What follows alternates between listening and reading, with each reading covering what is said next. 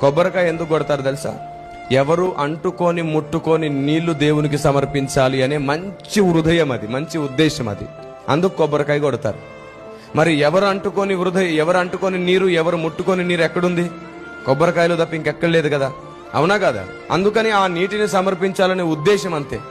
అయితే పశ్చాత్తాపము వలన కలుగు నీరు, కన్నీరెంతో పవిత్రము, అది దేవుణ్ణి దింపుతుంది మన కోసం.